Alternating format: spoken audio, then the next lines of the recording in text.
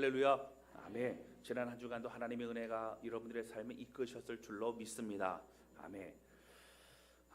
여러분, 우리의 자녀들이 자라나는 것을 보면 사실 세월의 흐름을 가늠해 보기도 합니다. 우리 어른들을 가만히 있는데 아이들이 부쩍부쩍 커갑니다. 시온이만 봐도 언제 기어자나 했더니 기어다니다가 걷고 뛰고 막 그렇습니다. 또 제가 어젠가요 그저께인가 전화를 받았는데 우리 서원섭 안수사님 아들 한성이가 결혼한다 그래요. 벌써 결혼한다 그러고. 그러니까 사실은 이렇게 아이들이 성장하고 또 결혼하고 또 이런 모습을 보면 정말 시간이 많이 흐르는구나라는 것을 우리가 깨닫게 되는 것이죠. 우리 아이들의 신체가 자라면서 여러분 감사한 것은 사실 신체만 자라는 것이 아니라 생각과 책임감도 함께 성장하게 된다라고 하는 겁니다. 여러분, 사실 우리 아이들은 우리 집에 있는 아이들은 안 그런 것 같아요. 아직도 철이 없는 것 같습니다라고 얘기합니다. 여러분, 철은요 우리도 없습니다. 어른들도 없어요. 그런데 사실 초등학교 때의 고민 그리고 또 어려움, 그런데 중학생, 고등학생이 되면서 점점 더 그러한 것들은 성장하게 되죠. 성숙해지게 된다라고 하는 겁니다. 여러분, 이렇게 우리의 신체와 우리의 정신이 성장하는 것만큼 너무도 중요한 것은 우리의 영적인 그런 믿음도 자라나는 것이 너무 중요합니다. 여러분, 아브라함도요, 하나님은 더 깊은 믿음의 사람으로 그를 이끌어가기를 원하셨습니다. 그래서 결국 믿음의 조상으로 그를 세워주셨다라고 하는 것이죠. 연약한 우리의 믿음을 그대로 두지 않으시고 믿음의 사람으로 더욱더 이끌어가시는 주님을 바라보면서 여러분, 오늘 우리를 새롭게 하시는 주님을 만나는 시간 되시기를 주님의 이름으로 축원합니다. 할렐루야. 아멘. 첫 번째 함께 나누기 원하는 것은요, 예수님은 더 깊은 믿음으로 나아가게 하신다라고 하는 겁니다. 지난 3주간 예수님께서 사마리아 여인을 만나셨던 내용에 그렇게 세 번에 나눠서 말씀을 드렸습니다. 첫 번째는 고통 속에 있는 고통 속에 살아가는 그 여인을 만나주신 예수님에 대해서 말씀을 드렸고요. 두 번째는 영과 진리의 참된 예배에 대해서 말씀을 드렸습니다. 그리고 세 번째는 제자들의 마음과는 달리 추수할 영혼들을 바라보며 안타까워하셨던 예수님의 그 마음에 대해서 말씀을 나누었습니다. 오늘은 사마리아 여인과의 만남 이후에 예수님께서 갈릴리 지역으로 들어가시는 모습입니다. 여러분, 44절에 보면 이렇게 나옵니다. 우리 같이 읽겠습니다. 시작. 친히 증언하시기를 선지자가 고향에서는 높임을 받지 못한다 하시고. 아멘. 여러분, 예수님이 친히 증언하셨다는 얘기는 뭐예요? 이 이야기를 그냥 혼잣말로 하신 게 아니라 굉장히 중요한 내용으로 사실 말씀하신 거예요. 선지자가 고향에서는 높임을 받지 못한다. 바로 이 얘기는 사실 보편적으로 많이들 알고 있는 내용입니다. 이제 신약 시대가 시작된 지 얼마 되지 않았습니다. 그런데 구약의 많은 선지자들은 사실 자신의 고향에서는 인정을 받거나 그들의 메시지가 중요하게 생각되거나 그러지 않았다라고 하는 거예요. 누구도 알고 있는 내용입니다. 여러분, 사실 당시에 선지자들은 하나님의 말씀을 선포했고요. 그리고 무엇보다 회개하라고 하는 어떤 회개의 메시지가 많았습니다. 너희는 돌이키라, 회개하라, 하나님 심판이 있다. 그럼 듣기 싫지요. 무시합니다. 그리고 듣지 않습니다. 여러분, 우리가 잘 알고 있는 능력의 선지자는 누구예요? 엘리야입니다. 여러분, 엘리야도요 고향에서는 굉장히 무시를 당했습니다. 여러분, 눈물의 선지자는 누구죠? 예레미야입니다. 여러분, 예레미야는요 그런 고향에서 돌에 맞아 죽을 뻔했습니다. 여러분, 그런데 오늘 본문의 말씀에 44절에 이렇게 선지자는 고향에서 높임을 받지 못한다는 것을 말씀하셨지만 이 얘기를 하실 때 이 앞구절 43절에 보면 이렇게 나옵니다. 이틀이 지나면 예수께서 거기를 떠나 갈릴리로 가시며 내가 고향 땅에 가면 나를 인정하지 않고 나를 배척하고 저기 누구네 집 아들, 누구네 옆 동네 사는 사람, 걔 어릴 때부터 알았어, 뭐 이런 내용이 아니라 여러분, 요셉의 집안의 아들이었고 다 알죠. 그러나 이런 여러 가지 내가 얘기하면 들을까? 내가 말씀 선포하면 들을까? 내가 어떤 일을 할 때 사람들이 몰려올까? 어떤 이런 걱정과 근심이 아닌 주님은 어떻게 하셨다고요? 이미 가셨다라고 하는 얘기예요. 갈릴리로 가셨어요. 여러분, 그리고 예수님의 주된 사역의 무대는 갈릴리였습니다. 70%는 갈릴리에서 사역을 하셨어요.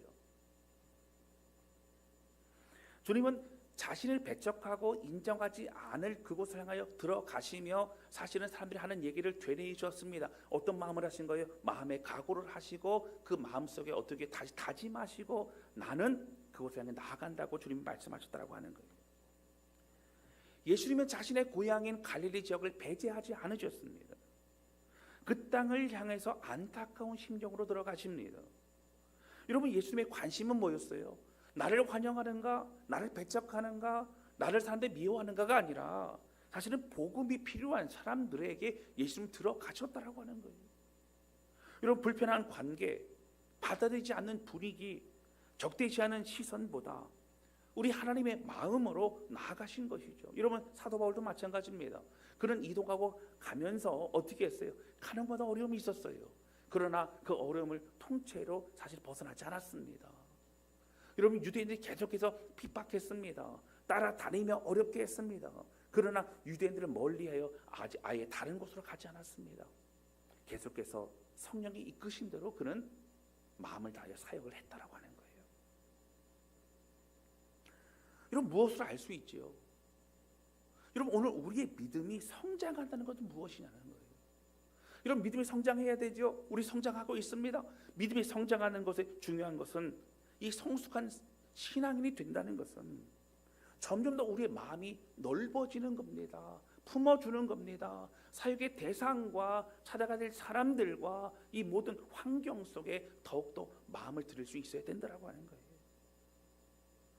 여러분, 제한하지 않을 수 있는 사람, 대하기 힘들고 어려워도 또다시 도전해보는 그러한 노력과 그런 시간들이 우리에게 필요하다고 하는 것이죠. 사실 그 누구도 자신을 칭찬하고 자신을 위로하고 격려하는 사람을 당연히 더 가까이 하고 싶습니다. 그러나 사명에 있어서 우리는 분명히 예수 그리스도의 행하신 모습이 우리의 교과서이고 우리가 따라가야 될 모습이라고 하는 겁니다. 여러분, 신앙의 연륜이 지나도 우리가 30년, 40년, 50년, 60년 우리가 시간이 지나도 불편한 사람들이 계속 좀 멀리하고 자신을 칭찬하는 사람들만 만나려 든다면 우리는 영적인 지경은 여전히 좁을 수밖에 없다라고 하는 거예요. 사랑하는 성도 여러분, 영적 지경을 넓혀갈 수 있는 우리 모두가 되시기를 주님의 이름으로 축원합니다. 처음엔 잘 되지 않지만 점점 더 다른 이들에게 먼저 다가갈 수 있고 얘기할 수 있고 손을 뻗을 수 있고 또 그들을 위해 기도할 수 있는, 우리의 기도의 범위가 점점 더 넓어질 수 있는 그러한 우리 모두가 되시기를 주님의 이름으로 축원합니다. 다른 사람일 수 있지만 다름을 인정하고 어떻게 해요? 함께 그리스도 안에서 풍성함으로 다양함으로 함께 연합할 수 있는 우리 모두가 되시기를 주님의 이름으로 축원합니다. 여러분, 우리가 인정받고 칭찬받기 위한 그 기도로만 살아가지 않기를 바랍니다.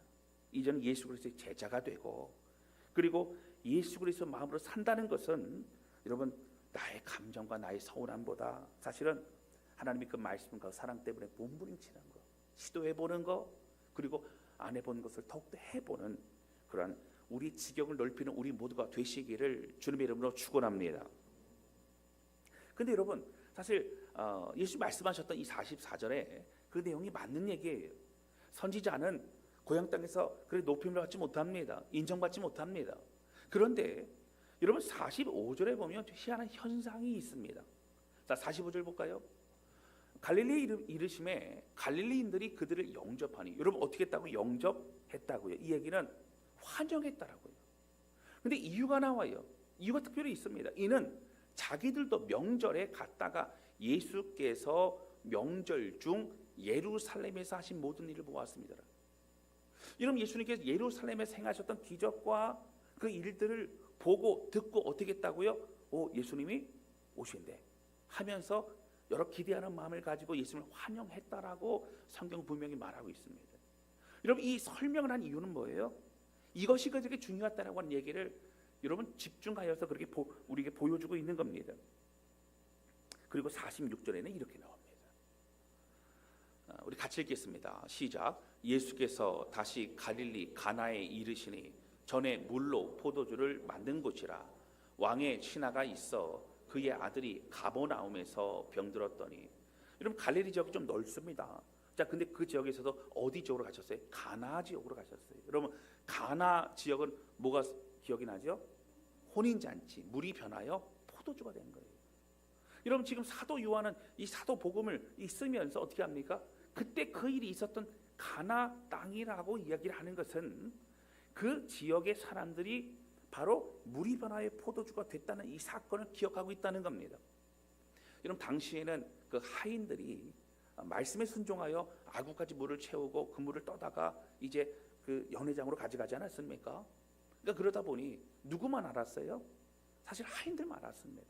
근데 그 일이 있고 나서 이제 사람들이 뭐 평가로 얘기할 때에 깜짝 놀랐을 거예요. 그걸 모두 주관한 연회장이 사실은 몰랐었잖아요. 근데 어떻게 이렇게 마시는 포도주가 됐느냐? 그랬더니 사실 여차여차해서 예수님이 그렇게 했습니다. 그래? 라고 하면서 이런 특별한 일이 있었다는 것을 많은 사람들이 아마 소문이 났을 거예요. 여러분 어쨌든 중요한 건 뭘까요? 여러분 이것에 오늘 이 전체 얘기 주인공인 왕의 신하라고 하는 사람이 예수님을 찾아왔다라고 하는 겁니다.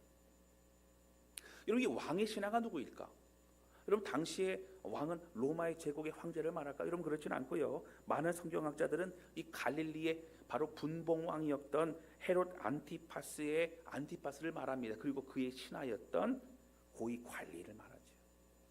아마 이 정도 얘기했던 헬라 원어로 보면 굉장히 높은 위치에 있을 것이고 그 지역을 관할하는 어떤 군대 장관이라던가 아니면 높은 그런 고위직이었을 것입니다. 근데 그거 어떻게 했다고요? 예수님께 찾아왔다라고 하는 거예요. 그리고 찾아와서는 나의 아들이 죽게 됐습니다. 예수님 오셔서 저와 함께 가시죠. 우리 집에 가서 우리 아이를 살려주십시오라고 그렇게 얘기를 하고 있다라고 하는 것이죠. 여러분 이 가나 지역이 어떤 곳이에요? 첫 번째 표적을 보이신 곳이죠. 자 그런데요 지금 이 가버나움이라고 하는 곳에서 이 왕의 신하는 가나의 그 지역까지 찾아와서 예수를 만나고 있다라고 하는 거예요. 여러분 이 왕의 신하가 사실은 이 가나에서 있었던 혼인잔치 물이 변하여 포도주가 된 기적을 알고 왔는지는 몰라요. 그러나 여러분 예루살렘에 있었던 예수님의 기적의 소식을 알고 왔는지는 몰라요. 적어도 이 사람은 예수님의 비범함을 알고 예수님께 찾아온 것만은 분명하다라고 하는 겁니다. 여러분 그런데요 예수님만이 자신의 지금 열병이 나서 고통 가운데 여러분 이 열이 나는 거는요 굉장히 위험합니다. 여러분 원인을 찾아야 되는 거예요. 몸에 바이러스가 있든지 아니면 어떤 염증이 있든지 여러분 어떤 뭔가 있으면 몸에 열이 나죠. 근데 이 열이 나서 여러분 당시에는 여러분 어린아이들이 많이 죽지 않았습니까? 그러니까 의원도 청하고 또 많은 노력을 했겠지만 잘 되지 않았습니다. 어떤 누가 그 기적을 베푸는 누가 있다더라. 근데 그분이 이제 갈릴리에 계신다고 하니까 한번 가보시죠 해서 막 가게 됐습니다.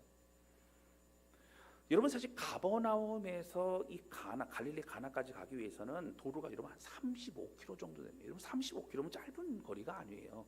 운전해 보신 분들은 아시겠지만 뭐 그 거리를 차로 가는 것도 아니고 아마 고위 관리였으니까 마차 정도는 있지 않겠는가 싶지만 그래도 굉장히 힘들고 험한 길을 또 만난다는 보장도 없는 그 길을 아마 찾아갔을 것입니다. 여러분 그런데 이 고위 관리가 왔어요. 누가 봐도 높은 위치에 있습니다. 여러분 그런데 예수님은 자신을 찾아오고 요청하는 그에게 사실 선대하지 않으십니다. 사실 핀잔을 주십니다. 여러분 48절 보실까요? 이렇게 얘기합니다. 자 같이 읽겠습니다. 시작. 예수께서 이르시되 너희는 표적과 기사를 보지 못하면 도무지 믿지 아니하니라. 여러분 사실 이 말씀은 이 고위 관리 왕의 신하에게만 한 건 아닙니다. 거기 주변에 많은 이스라엘 사람들에게 사실은 하고 싶은 얘기였어요. 너희는 표적과 기사를 보지 못하면 도무지 믿지 아니하리라. 눈에 보이는 기적과 눈에 보이는 것들에 집착하고 그것이 중요하다고만 그것만 따라가고 있는 그들에게 주님이 안타까워 말씀하시는 거예요. 여러분 사실 이 현장에서 누가 제일 민망할까요? 내 아들 고쳐달라고 찾아왔던 여러분 그 왕의 신하가 아닐까요? 왕이 시라도 뭐 해달라는 거? 기적 베풀어 달라는 겁니다. 치유해 달라는 겁니다. 그들이 그런 기적과 표적을 보여달라고 그렇게 요청하는 것이 믿음이 없는 것이라고 말씀하시니 그의 마음이 얼마나 사실은 당황스럽고 또 민망하고 부끄럽겠느냐고 하는 거예요. 여러분 여기 뭐가 계속 등장하지요? 오늘 43절서부터 54절까지의 이 내용에 보면 계속 기적이라고 하는 것, 표적이라고 하는 것이 계속 등장합니다. 여러분 갈릴리 사람을 영접하게 된 것, 갈릴리 사람들이 예수를 영접한 것도 뭐라고요? 예루살렘에서 있었던 기적 때문에 영접했다고 말하고 있습니다. 여러분 가나 지역에서 이를 얘기하면서 물이 변화의 포도주가 된 것을 굳이 언급하는 것은 바로 그 기적 때문에 사람들이 환호하고 있다라고 얘기하고 있습니다. 그리고 또 기적을 다시 요청하는 이 사건을 드러내고 있고 또 표적과 기설을 보지 아니하면 믿지 않는다라고 하는 질책을 하신 예수님의 그 발언도 함께 싣고 있다라고 하는 거예요. 여러분 이 말씀은 굉장히 부정적으로 말하고 있습니다. 여러분 사실 소문이라도 듣고 예수님이라면 자신의 아이를 고쳐줄 수 있을 것이라고 이런 믿었던 것이 바로 이 사람의 믿음이었습니다. 가버나움 35km 떨어진 곳에서 예수님을 찾아와서 예수님께 매달리는 여러분 이 모습이 믿음이 있는 것일까요? 없는 것일까요? 그럼 저는 믿음이 있다고 생각합니다. 여러분 적어도 예수님은 고치실 수 있다라고 하는 믿음이 있다라고 하는 거예요. 여러분 이 왕의 신하는 절박했습니다. 사실 복음서에 보면 이렇게 예수님께 매어 달리고 또 특별히 예수님이 고치실 수 있는 분입니다. 예수님 하실 수 있는 분입니다. 이런 믿음이 있는 자들을 주님이 많이 치유해 주시고 그 믿음에 대해서 칭찬하셨어요.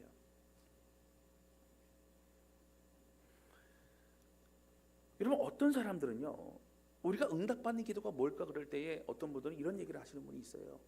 절박한 간절한 그런 마음이라고 얘기하기도 합니다. 여러분 간절한 마음이 응답되는 여러 이유 중에 하나일 수는 있지만 이거 절대적이지 않습니다.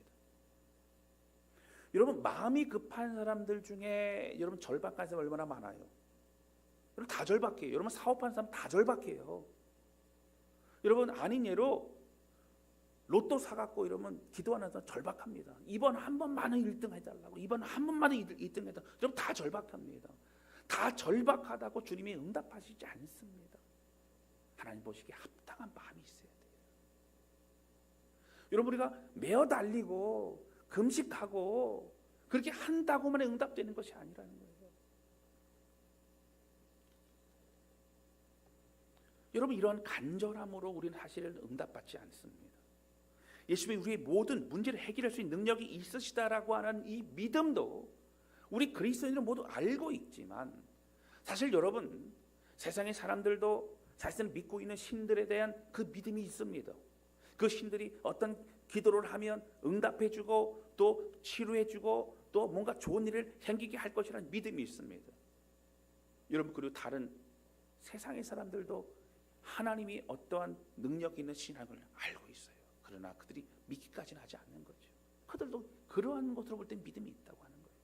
그러나 여러분 오늘 우리가 예수님이 오늘 우리가 하나님이 그런 기적을 베푸실 수 있는 능력이 있다라고 하는 그 믿음 정도로 살아간다면 오늘 우리는 늘 문제에 연연하는 그런 신앙 안에서 머물러 있을 수밖에 없다라고 하는 것입니다. 여러분 오늘 중요한 게 무엇일까요? 여러분 예수님의 간절함이나 예수님의 능력을 믿는 그 믿음을 뛰어넘어서 다른 것을 요구하고 있으시더라고 하는 거예요. 여러분 48절의 표적만 그렇게 바란다고 하는 비난을 들었음에도 불구하고 왕의 신하는 49절에 다시 요청합니다. 그 다음 구절을 볼까요? 신하가 이르되 주여 내 아이가 죽기 전에 내려오소서. 그가 막 화를 내거나 아니면 여러분 군대를 두거나 뭐 그럴 수 있잖아요. 군대 통해서 저분을 좀 잘 묶어서 좀 모셔라. 좀 뭐 어떻게 뭐 강제로 이렇게 하고 약간 위협을 하고 당신 우리 아이 고치지 않으면 죽을지도 몰라. 어떤 뭐 위협을 하거나 그러면 그럴 수도 있지 않습니까? 그런 위치에 있어요. 다시 요청합니다. 다시 요청해요. 죽기 전에 데려오소서. 지금 죽기 일보 직전입니다. 여러분 50절에 보면 뭐라고 말씀하세요? 우리 같이 읽겠습니다. 시작. 예수께서 이르시되 가라 내 아들이 살아있다 하시니 그 사람이 예수께서 하신 말씀을 믿고 가더니 아멘. 그럼 예수님이 지금 뭐 하셔야 돼요? 가셔야 돼요. 가셔야 돼요. 그런데 그냥 가라는 거예요. 집에 가라는 거예요. 내 아들이 살아있다. 여러분 이 왕의 신하가 뭐라고 얘기해야 됩니까? 아니 예수님 지금 죽기 일보 직전에 있어요. 그거 보고 왔어요. 우리 아들 좀 살려주세요. 그러지 마시고 좀 가주세요. 제가 좀 많은 거 준비해 드릴게요. 어떻게 해서 좀 제발 뭘 원하세요? 가주세요. 아마 이런 요청해야 되는데 가라 내 아들이 살아있다는 말씀하시니 여러분 잘 보세요. 그 사람이 예수께서 하신 말씀을 뭐 했다고요? 믿고 갔다라고 하는 거예요. 여러분 아까 처음에요 예수님이 내 아들을 고칠 수 있는 분이라는 믿음하고 여기 그 말씀 믿고 간 믿음은 어떤 믿음이 더 큰 믿음이에요? 믿고 간 믿음이 더 큰 믿음이라고 하는 거예요. 할렐루야. 여러분 진짜 믿음은요 순종에서 나옵니다. 진짜 예수님을 믿기 때문에 순종하기 때문에 내 생각 내려놓기 때문에 하나님의 역사가 정말 일어날 수 있게 된다라고 하는 거예요. 여러분 사실 이 왕의 신하는 주변에 많은 어디 의원이나 많은 것을 통해서 시도해봤을 거예요. 여러분 안 됩니다. 예수님만이 하실 수 있다는 그런 생각을 가져왔겠죠. 여러분 믿고 간다라고 하는 거. 여러분 그래도 힘들어도 사실 내가 집에 돌아가게 되면 마지막 희망인데 이제 시간이 없는데 그래도 또다시 요청한 건데 예수님의 말씀 믿고 간다는 것은 예수님이 치료하실 기적을 베푸시는 분이라는 걸 알기 때문에 그 모든 기회마저도 내려놓고 가게 되는 것이라고 하는 것이죠. 사랑하는 성도 여러분, 하나님을 믿는다라고 하는 유대인들도 끊임없이 표적 보기를 원하고 있습니다. 여러분 눈에 보이는 신비로운 표적을 보고 또 보고 그리고 나서 믿기를 원하는 것이 여러분 그들의 모습이에요. 여러분 마태복음 16장 1절에 보면 여러분 이렇게 나옵니다. 바리새인과 사두개인들이 와서 예수를 시험하여 하늘로부터 오는 표적 보이기를 청하니. 여러분 당시에 예수님이 기적도 베푸시고 또 뭐 이렇게 말씀도 선포하시고 막 그러셨어요. 그런데 이 바리새인은 계속 쫓아다닙니다. 사두개인들도 쫓아다니죠. 쫓아다니기 믿으려 쫓아다니는 게 아니고 시험하고 넘어뜨려 쫓아다닙니다. 그리고 말하는 게 뭐예요? 빈정거리는 거예요. 네가 진짜 하나님의 아들이면 보여줘. 네가 진짜 메시아면 확실한 걸 보여달라고 뭐 이렇게 얘기합니다. 여러분 사실 진짜 믿음이 있는 진짜 마음에 참된 유대인들이고 바리새인이었다면 구약에 예언되어 있는 그 내용을 보아도 예수님은 그 말씀을 다 이루어 내셨던 분이시기에 저분이 정말 메시아가 맞구나를 인정할 수밖에 없습니다. 예수님이 행하는 모든 그 일들을 볼 때에 여러분 회복과 치유와 이 모든 구약에 나오는 말씀을 이루시는 그 기적의 모든 모습을 볼 때에 그들 인정해야만 하는 것이 당연하죠. 그러나 그들은 믿지 않습니다. 그리고 또 다른 표적을 보여달라고 합니다. 눈에 보이는 표적 믿지 않습니다. 내가 원하는 나를 설득하고 나를 믿게 하라고 그렇게 얘기하고 있는 것이죠. 고린도전서 1장 22절부터 23절에 보면 사도 바울이 이렇게 얘기합니다. 유대인은 표적을 구하고 헬라인은 뭘 구해요? 지혜를 구한다고요. 유대인들은 뭐예요? 기적이 중요한 기적이에요. 기적을 베풀어야 뭔가 좀 되는 거예요. 헬라인들은 누구예요? 당시에 여러분 철학을 원하는 사람. 그들은 이런 논리와 철학과 이런 게 중요합니다. 그래서 지적인 어떤 정신적인 어떤 부분들에 충족을 해주고 뭔가 논리와 이런 것들이 충족이 되면 그들의 마음에 감동을 받았다고 생각합니다. 지적인 모든 것이 더 우위라고 생각했던 그들이에요. 그러나 여러분 23절 보세요. 우리는 누구예요? 우리 믿는 그리스도인. 사도 바울부터 우리는 말이에요.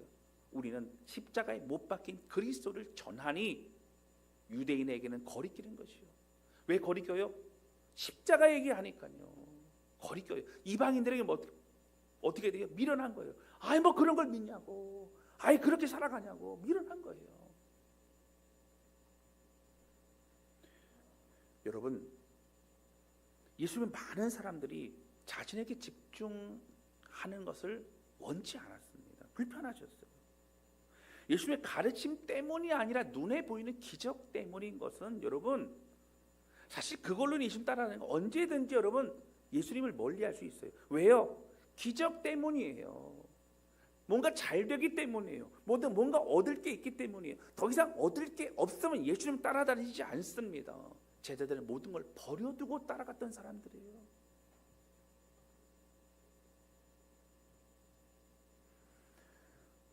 사람들은 계속해서 다른 기적을 원할 겁니다. 그 기적을 이루어주지 않으면 필요 없는 존재라고 생각할 겁니다. 여러분 아시잖아요. 예루살렘 입성하실 때 종려가지 나무를 흔들면서 다윗의 자손이요. 여러분 다윗의 자손이라는 얘기는 구약에 예언되어 있던 메시아 당신이 맞다라고 하는 겁니다. 엄청난 고백이에요. 그런데 들어와서 어떻게 했어요? 한순간 그들 돌변합니다. 십자가에 못 박으라고 합니다. 처형하고 사형하라는 얘기인데 극악한 죄인이라고 사형하라고 하죠. 사랑하는 성도 여러분, 오늘 우리의 믿음은 어떻습니까? 여러분 예수님이 우리에게 어떠한 분이십니까? 여러분 우리의 기도에 응답하시는 분으로 믿고 있습니까? 응답하십니다. 그러나 여러분 오늘 우리의 중심에, 우리의 생각에, 우리의 방향, 우리의 방법으로 응답하실 것을 자꾸만 기대하고 몰아가는 그런 우리 신앙생활의 방식이 너무나 많다라고 하는 거예요. 여러분 기적을 베푸시는 분으로만 생각한다면 우리는 더욱 깊은 믿음으로 우리는 나아가야 된다라고 하는 것입니다. 여러분 예수님께서 왕의 신하에게 아들이 나았으니 집으로 돌아가라. 여러분 그 신하는 믿고 돌아갑니다. 예수님과 대화에서 여러분 그의 마음에 믿음의 씨앗이 생긴 거예요. 아 이분이 말씀하신 걸 들으니 마음에 감동이 되고 이분이 비범한 사람이고 정말 이분이 말씀하셨다면 나는 믿고 순종하면 될 것 같아라는 마음이 생기기 시작했던 겁니다. 그리고 발걸음을 옮겼습니다. 가자라고 하면서 정말 집으로 돌아간 거예요. 여러분 주님은 그 순종하는 믿음을 원하셨다라고 하는 겁니다. 사랑하는 성도 여러분, 성경에는 하나님의 말씀을 믿고 순종함으로 놀라운 하나님의 역사를 이루어지는 모습들이 너무나 많습니다. 여러분 눈에 보고 믿는 게 아니라 어떤 분들은 그렇죠. 하나님 보여달라고, 하나님 눈에 보여주면 내가 믿겠다고. 여러분 믿음은 그게 아니에요. 말씀에 의지하여 믿을 때에 하나님을 만날 수 있는 겁니다. 할렐루야. 여러분 노아가 비를 보지 못했음에도 불구하고 하나님은 비가 내릴 것이다. 그리고 여기 다 내가 모든 걸 다 심판할 것이다. 너는 가서 방주를 만들라. 여러분 100년 120년 동안 방주 만들었어요. 여러분 뭘 붙잡았어요? 하나님의 말씀을 붙잡았어요. 눈에 보지도 못했던 비가 내린다는 걸 믿고 그런 흔들리지 않는 믿음으로 중간중간에 어림이 없어도 하나님 앞에 기도하면 아마 그랬지 않을까요?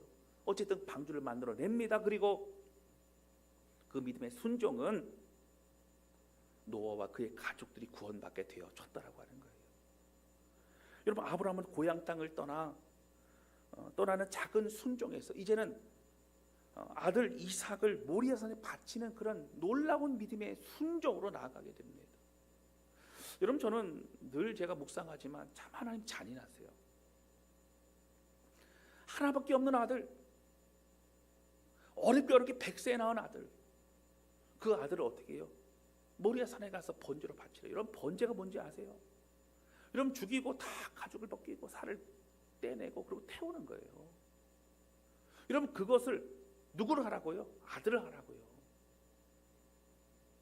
근데 여러분 아브라함은 떠났습니다. 더 잔인한 것은요.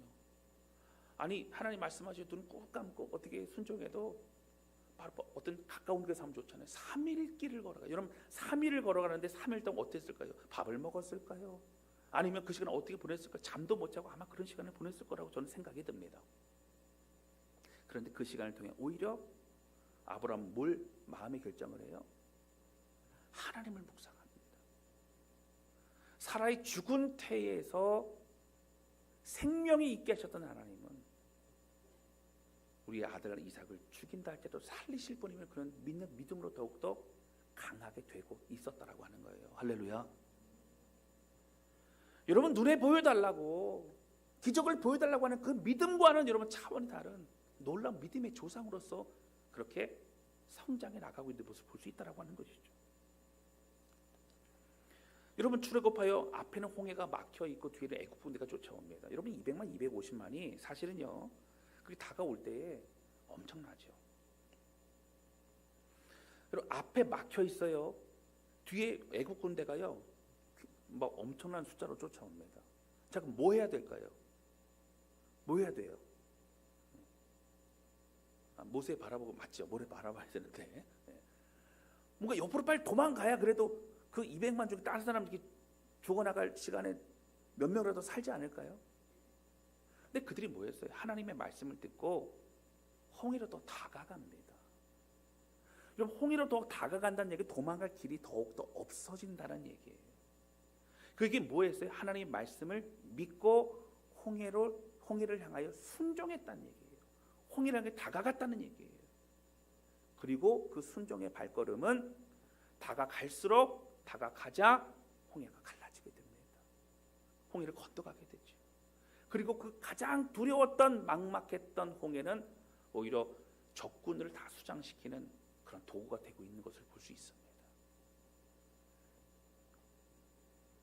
여러분, 여리고성 함락도 마찬가지예요. 이해할 수 있는 하나님의 말씀이에요. 말씀에 의지하여 순종할 때에 하루에 한 바퀴씩 침묵하며, 말하지도 않습니다. 말하지도 못하겠어요. 침묵하고 하루 한 바퀴 돕니다. 7번째 7바퀴를 돌고 그제 함성 지를 때 여리고성이 무너졌죠. 여러분, 하나님 뭘 말씀하세요? 순종하라, 내가 역사하리라. 여러분, 믿음이 적은 자들은 알아요. 아예 하나님 말도 안 돼. 지금 여리고성이 이중으로 되어 있고요, 가나안 땅에 있는 성 중에 가장 무너뜨리기 어려운 성입니다. 어떻게 문을 뚫고 들어가거나 어떻게 넘어 들어가거나 해야지 어떻게 무너집니까? 말도 안 된다라고 했다면 그 믿음의 수준으로는 이룰 수 없죠. 그러나 그들이 뭘 붙잡았어요? 하나님의 말씀을 붙잡고 순종할 때에 하나님의 역사는 이루어지게 되어졌다라고 하는 거예요. 할렐루야. 그럼 나아만 장군도요, 요단강에서 7번 몸을 씻으라고 했어요. 여러분, 엘리사에게 가지 않았습니까? 그럼 좀 나와서 이렇게 좀 안수해주고, 아니면 좀 이렇게 옆에 좀 찬양이라도 불러주고 분위기 좀 잘 해가고, 그래 좀 예우를 좀 해줘서 이렇게 좀 안수해서 멋지게 안수해서 병이 좀 낫고 그러면 여러분 얼마나 좋았겠어요. 그 당시 엘리사는 능력의 종이었습니다. 근데 엘리사가 나가보지도 않고 종을 통해서 이걸 전달하죠. 요단강에 가서 7번 몸을 씻으라는 거예요. 기분 나빠요. 집에 가고 싶습니다. 그때 옆에 있는 신하가 종이 그렇게 하지 말고 그래도 따라보자고. 그래갖고 요단강에서 7번을 씻었더니 여러분 어떻게 됐어요? 그 문둥병이 나았습니다. 근데 하나님은요, 참 대단한 분이세요. 거기 표현해 보면 아기의 살과 같이 그렇게 나았대요. 할렐루야. 네. 하시면 확실해요. 확실해. 그냥 이게 나은 게 아니라 급히고 완전히 누구보다 더 좋아진 거예요. 6번까지 했는데 나았으면 아마 멈췄겠죠. 그런데 7번까지 순종하니 나았어요. 여러분, 순종이 필요합니다. 순종할 때까지 그 모든 과정이 믿음의 순종이기 때문에 그래요. 믿지 않으면 하지 못하기 때문에 그렇습니다. 여러분, 신약에서도 베드로는 밤이 새도록 빈 그물이었어요. 여러분, 밤이 새고 해봤어요. 어제 저녁 때는 이 밤이 새도록 새벽까지는 특별히 이유가 있나 보다. 이 물때를 좀 내가 나중에 그렇게 좀 가야겠다, 이런 마음을 먹었을 때입니다. 근데 주님께서 깊은 물로 들어가 그물을 내리라. 상식이 벗어나죠. 근데 뭐라고 하죠? 주여, 밤이 새도록 수고하였지만은 안 됐지만은 말씀에 의지하여 깊은 물로 나아가리라. 그리고 들어갑니다. 그리고 그가 평생에 잡아보지 못한 놀라운 기적의 은혜를 경험하게 된다라고 하는 겁니다. 여러분, 우리는 여전히 우리 눈에 기적을 보여달라고 합니다. 그리고 조금 더 나아가서는 하나님 우리에게 능력인 분이고 우리 응답하신 분입니다, 이런 정도의 믿음을 가지고 우리는 나아갑니다. 그리고 계속적으로 많은 걸 요구하죠. 여러분, 우리는 보여줘야 믿음이 생긴다라고 얘기하죠. 그러나 믿음은 순종의 발걸음으로 시작이 되고요, 여러분, 믿음은 어떻게 된다고? 듣고 그 말씀을 내 것으로 삼고 내 것으로 삼아 그것으로 순종의 발걸음을 옮길 때에 하나님의 역사가 일어나게 된다라고 하는 거예요. 할렐루야.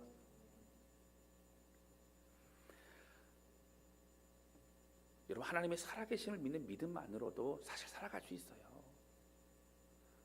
하나님은 우리의 능력이 되시는 것, 그렇게 하실 수 있는 분이라는 거 아는 믿음 정도만도 우리가 살아갈 수 있어요.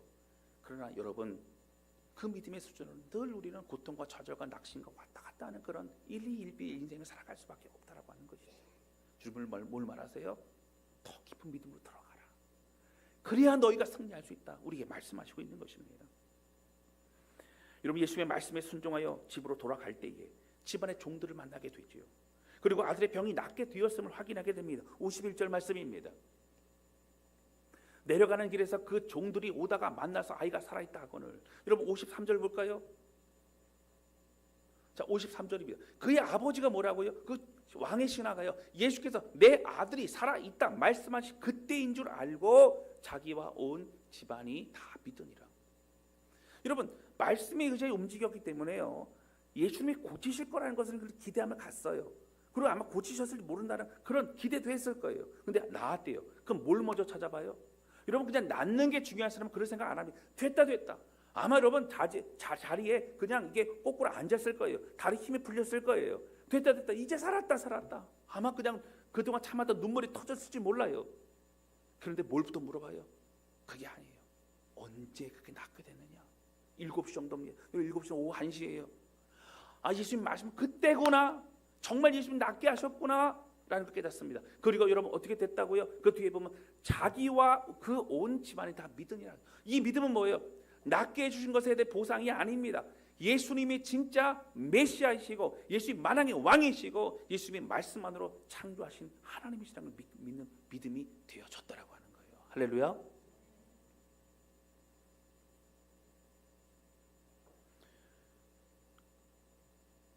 여러분, 오늘 이 말씀의 중요한 구절이 54절에 나와요. 같이 읽겠습니다. 시작. 이것은 예수께서 유대에서 갈릴리로 오신 후에 행하신 두 번째 표적이니라. 이 표적이 뭐예요? 표적은 메시지를 담은 뭔가 목적이 있는 기적을 말합니다. 그러니까 기적을 베풀 때 이걸 통해 뭔가 보여주거나 뭔가 깨닫게 하거나 그런 표적을 말해요. 여러분, 여기서 말하는 표적은 예수님이 하나님이시다, 예수님 메시아다라는 걸 드러내는 것을 말하지요. 그런데 여러분, 유대 지역, 특별히 예루살렘에서 기적을 베푸셨어요. 근데 이 갈릴리 지역에서 베푸신 건 두 번째 표적이죠. 첫 번째가 뭐였어요? 물이 변하여 포도주가 됐어요. 이번에 무슨 표적이었어요? 말씀만을 믿고 집에 돌아갔는데 어떻게 됐어요? 아이가 낳았어요. 여러분, 이 두 가지 표적의 역사적인 근원이 뭐예요? 동일한 게 뭐예요? 순종했을 때 역사가 일어났어요. 여러분, 하인들이요, 마리아의 얘기를 들었어요.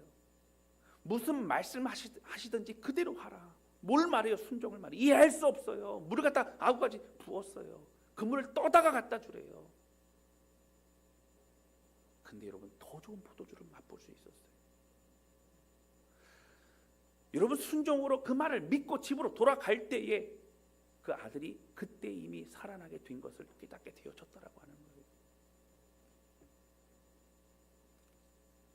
사랑하는 성도 여러분, 순종이 있었기 때문에 가능한 것이 하나님의 역사였습니다. 저는 오늘 우리 모든 성도들의 가정에 이런 하나님 말씀을 들을 때마다 그것을 내 것으로 삼고, 여러분, 순종의 삶을 살아가고 믿음의 삶을 살아가고 이러한 놀라운 깊이 있는 더 깊은 은혜, 더 깊은 믿음으로 나아가는 그런 삶을 누리는 저와 여러분 되실 수 있기를 주님의 이름으로 축원합니다. 여러분, 그런 간증이 참 많았으면 좋겠어요. 여러분, 사실 오늘 본문의 말씀은 그 앞에 있었던 사마리아 여인과의 이 상황을 극렬하게 대조하고 있습니다. 여러분, 43절에서 54절까지는 계속 뭘 말하고 있어요? 기적, 표적, 어떤 치유, 어떤 눈에 보이는 어떤 현상, 이걸 계속 말하고 있어요. 근데 여러분, 이 앞에 사마리아 여인과의 대화에서 여러분, 여인이 예수의 대화를 통해서 그가 내가 메시아를 만났노라고 물동이를 벌어두고 말로 들어갑니다. 자, 근데 예수님께서 어떤 기적을 베풀어 주셨나요? 아니에요. 야곱의 그 우물물에서 그런 어떤 뭔가 물 색깔이 바뀌거나 아니면 뭔가 있었나? 아니에요. 그런 거 없어요. 주님의 말씀을 듣고 그의 마음이 움직였어요. 말씀으로 인하여 그들은 믿었어요. 그리고 여러분, 사마리아 땅, 사마리아 말로 들어갑니다. 그 여인들, 그 사람들이 뭐라 그랬어요? 그 여인의 말을 듣고 그들이 예수님께 나왔어요. 누구의 말을 듣고? 여인의 말을 듣고 예수님께 나왔어요. 그리고 결국 뭐라고 얘기하죠? 여러분 42절 말씀 볼까요? 4장 42절입니다. 중요한 말씀이에요. 우리 같이 읽겠습니다. 시작. 그 여자에게 말하되 이제 우리가 믿는 것은 내 말로 인함이 아니니 이는 우리가 친히 듣고 그가 참으로 세상의 구주신 줄 알미라 하였더라. 여러분 이제는 어떻게 됐다? 이는 우리가 친히 누구로부터? 예수님으로부터 뭐 했다고요? 듣고 그가 참으로 세상의 구주신 줄 알미라. 여러분 사마리아 사람들은요 예수님의 말씀을 듣고 그 말씀을 듣고 그들에게 믿음이 생겼다는 거예요. 그런데 유대인들아 바리새인들아 그 많은 하나님을 사랑한다고 말하는 사람들아 너는 왜 기적만을 바라는 그런 신앙 그런 인생을 살아가고 있느냐라고 주님 말씀하시고 있는 거예요. 사랑하는 성도들, 오늘 말씀으로 주님은 우리에게 무엇을 계속적으로 요구하시죠? 말씀하시죠. 눈에 보이는 기적을 먼저 바라기 전에 우리 하나님의 말씀에 집중해야 된다고 하는 거예요. 내가 원하는 것만 바라보는 연약한 믿음에서 이제는 내일이 급한 것 다 내려놓고 하나님의 말씀이 중요합니다. 하나님 내가 무엇을 하기 원하십니까? 여러분 주의 말씀을 가장 우선으로 우리의 삶에 적용해 나아가는 저와 여러분 되시기를 주님의 이름으로 축원합니다. 하나님의 말씀 우리를 살립니다. 주시는 말씀을 마음판에 아로새기고 그 말씀에 의지해 깊은 물로 나아가는 우리 모두가 되실 수 있기를 바랍니다. 여러분 사도행전 17장 11절 12절 마지막으로 한번 읽고 마치겠는데요. 우리 같이 한번 읽겠습니다. 시작. 베로야에 있는 사람들은 데살로니가에 있는 사람들보다 더 너그러워서 간절한 마음으로 말씀을 받고 이것이 그러한가 하여 날마다 성경을 상고함으로 그 중에 믿는 사람이 많고 또 헬라의 귀부인과 남자가 적지 아니하나. 날마다 상고했다는 얘기가 11절에 나오죠. 그렇죠? 그 얘기 뭐예요? 묵상만 했다고? 아니요. 묵상하고 내 것 삼아 순종했다고요. 적용했다고요. 사랑하는 성도 여러분, 놀라운 우리 하나님을 순종함으로 만나시기를 주님의 이름으로 축원합니다. 여러분 더 깊은 믿음을 향하여 발걸음 내딛으시길 바랍니다. 주님이 우리를 살리시는 분이요, 우리를 사랑하시는 분이요, 우리 모두를 책임지시는 분임을 기억하고 여러분 더 깊은 일을 마음껏 누려볼 수 있는 저와 여러분 되시기를 주님의 이름으로 축원합니다. 시간 찬양 주 앞에 드리면서 기도하는 시간을 갖도록 하겠습니다.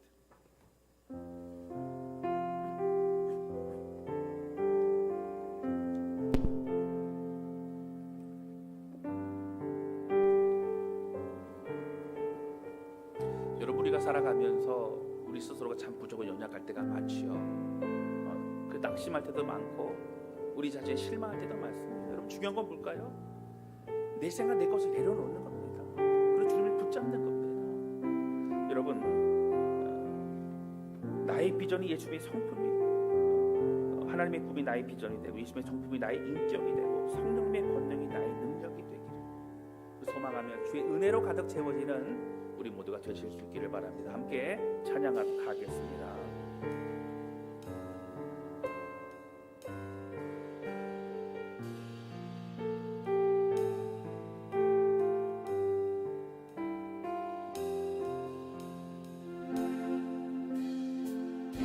세상을 살아가는 동안에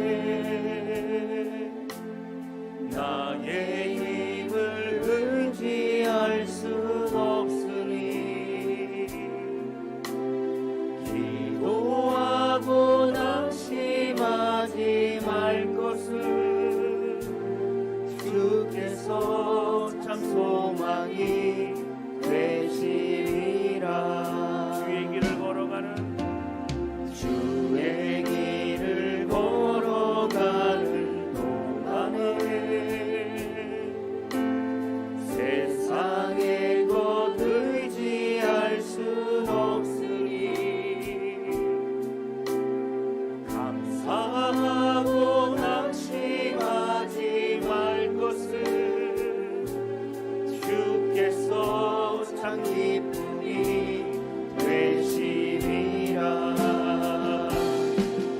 하나님의 꿈이 나의 비전이 되고 예수님의 성품이 나의 인격이 되고 성령님의 권능이 나의 능력이 되길 원하고 바라고 기도합니다. 하나님의 꿈이 나의 비전이 되고 예수님의 성품이 나의 인격이 되고 성령님의 권능이 나의 능력이 되길 원하고 바라고 기도합니다. 함께 같이 기도하기 원합니다. 기도할 하나님 아버지, 오늘 우리가 기적을 바라는 그런 믿음, 눈에 뭔가 보여줘야 믿기도록 말하는 그런 연약한 믿음, 또 기복적인 믿음, 세속적인 믿음일 때가 참 많았으면 좋겠다. 하나님, 말씀을 내 것으로 받아들이고 순종하는 기쁨으로 들어가며 순종으로 주님을 붙잡고 끝까지 나아갈 때 오늘 우리 삶에 놀라운 하나님의 역사를 경험하게 될 줄로 믿습니다. 더 깊은 믿음으로 들어가는 우리가 되게 도와주셔서 하나님을 새롭게 해주시고 연약한 자로 머물러 있지 않도록 하나님을 붙잡아 주셔서 우리 모든 성도들 놀라운 하나님의 은혜 가운데 승리하며 선한 영향 미치는 우리 모두가 되게 하여 주옵소서. 간절한 마음 주신 말씀 기억하며 거듭 기도하기 원합니다. 다 같이 앞에 기도하시겠습니다. 오 살아계신 아버지, 고백하니 기도하오니 성령님 함께 해주셔서 오늘 기도 고백하는 모든 성도를 붙잡아 주시고 하나님 꿈으로 들어가는 은혜를 경험할 수 있는 붙잡아 주시옵소서. 순종을 통하여 주의 역사를 경험합니다. 순종을 통하여 주님과 만나고 알아가며 순종을 통하여 더욱더 하나님 놀라운 은혜를 내 것으로 삼을 수 있는 내가 우리 넘기기를 원합니다. 하나님 아버지, 오늘 우리에게 더 깊은 믿음, 더 깊은 은혜를 향해 나가게 해주시옵소서. 하나님 아버지, 간절히 소원하고 역사에 아버지 우리의 그 어떤 것을 받아주시고 하나님 각 가정마다 놀라운 은혜를 임하여 주시고 하나님 이전에 경험하지 못한 놀라운 것으로 아버지 복도 주시고 새롭게 만날 수 있도록 붙여주시고 통하여 주시옵소서. 하나님 아버지, 오늘 말씀을 통해 주님께서 기적만을 바라고 현상만을 바라고 자신의 받을 것들만 바라는 그런 여러 이 종교적인 배경 속에서 왕의 신하의 모습을 통해 믿고 가라, 너희 아들이 나왔다, 믿고 갔던 그의 모습을 통해 진짜 믿음이 무엇인가 순종을 통해 얻게 되는 그 믿음을 또한 알게 하시니 감사합니다. 하나님, 늘 나의 생각, 나의 걱정, 나의 욕심, 나의 계획으로 가득 채워진 우리의 마음을 주님 용서해 주셔서 하나님이여 이제 이해할 수 없는 하나님의 말씀에도 순종하고 주님을 온전히 신뢰하고 주님을 따라가므로 더 놀라운 하나님 만날 수 있도록 인도하여 주옵소서. 하나님, 우리 모든 성도를 기쁨으로 들어가는 은혜를 경험케 하여 주시고 하나님, 이제는 우리 주님과 함께 선한 영향이 미치며 하나님 작은 불꽃까지 타오를 수 있도록 붙잡아 주시옵소서. 우리 주님 감사합니다. 예수님의 이름으로 기도하였습니다.